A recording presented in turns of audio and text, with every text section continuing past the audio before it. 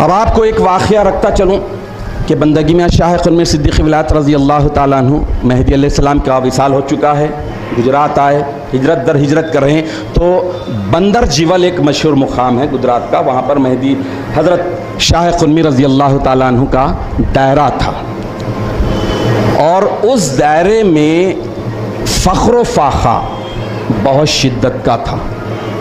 روایتوں میں آیا ہے کہ اس فخر و فاخے کی وجہ سے تقریباً 300 یا 400 اللہ کے بندے فقراء کرام فخر و فاخے کو اختیار کرتے ہوئے جام شہادت نوش کر لیا، لیکن کوئی حرام کو ہاتھ نہیں لگایا۔ لیکن آپ کو یہ جان کر بھی حیرت ہوگی ضرور کہ اس وقت اچھے چاول، جیسا آج سونا مسوری کہتے ہیں، اس چاول کی قیمت کیا تھی، کیسا کے جی تھا؟ 1 درہم سیاہ، روایت میں آیا ہے 1 درہم سیاہ جو 1 پیسے کے ایکول ہوتا تھا۔ 1 پیسے میں 5 سیر بہترین چاول آتا تھا، اور اس مقام پر فخر و فاخے کی شدت اتنی، کئی میتیں اٹھ رہی ہے فخر و فاخے کی۔ فخر و فاخہ بہت بڑی آزمائش ہے، انبیاء کی سنت رہی ہے، اولیاء نے بڑی چاہت کے ساتھ فخر و فاخے کو اختیار کیا ہے۔ اللہ کی رضا پانے کے لیے، اللہ کی ذات پانے کے لیے فخر و فاخہ بڑا شارٹ کٹ ذریعہ ہوتا ہے۔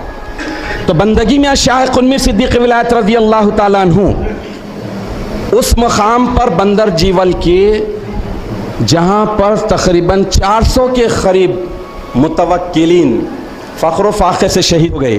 بندگی میں شاہ قنمیر رضی اللہ تعالی عنہ کی ایک بہن تھی بی بی خنزہ بوا، ان کو 7 بیٹے تھے۔ کتنے؟ 7 بیٹے تھے۔ فخر و فاخے کی وجہ سے ایک بیٹا اللہ کو پیارا ہو گیا، ہر بیٹے کو دفن کرتے اور آتے، اس کے بعد بندگی میں رضی اللہ تعالیٰ عنہ اپنے بہن کو پرسا دیتے۔ 7ویں بیٹے کے دفن کے بعد بندگی میں رضی اللہ تعالیٰ عنہ اپنی بہن کے پاس آ رہے ہیں، اور اس کے بعد پوچھ رہے ہیں کہ بہن، تمہارے 7 کے 7 بیٹے اللہ کو پیارے ہو گئے فخر و فاخے کی وجہ سے، تو تمہیں کیسے معلوم ہو رہا؟ تو وہ بھی ایمان کے اظہار پر جوش ہو جاتی ہیں اور کہتی ہیں کہ گجرات کا ایک کھیل ہوتا ہے سراسر بل، یہ ہاتھ سے پکڑتے ہیں ادھر کھینچتے ہیں، تو بندہ اس ہاتھ دیا، خدا اس ہاتھ لیا، آپ نے اس ہاتھ سے دیا، خدا اس ہاتھ سے لیا، ان کو شہادت سے پہلے ہی دیدار مل گیا۔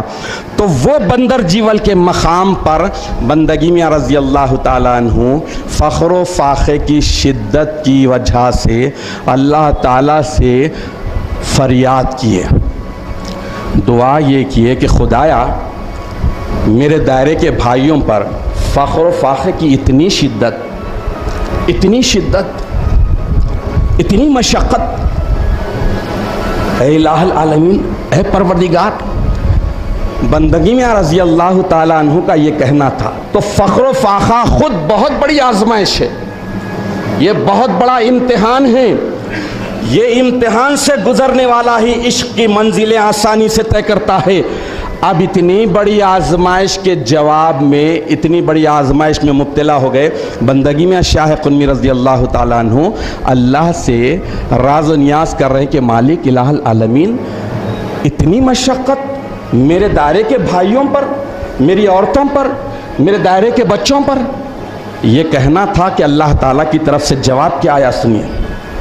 آزمائش ہے کہ سید قنمیر، تمہارے دائرے کے در و دیوار، دروازے، زنجیر، شجر، پتھر، کنکر، سب کو ہم سونے کا بنا دیتے ہیں۔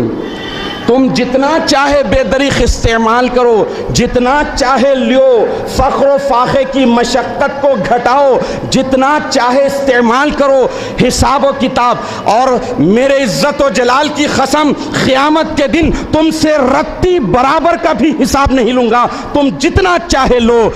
تب بندگی میں شاہ قنمیر صدیق ولایت رضی اللہ تعالیٰ عنہ کا ایمان للکارتا ہے، ایمان پکارتا ہے کہ خدا را مجھے یہ نہیں چاہیے۔ الہ العالمین، مہدی نے آیا تھا خدا سے ملانے کے لیے، خدا کی ذات کو پانے کے لیے۔ الہ العالمین، مجھے یہ سونا نہیں چاہیے بلکہ تیری ذات چاہیے۔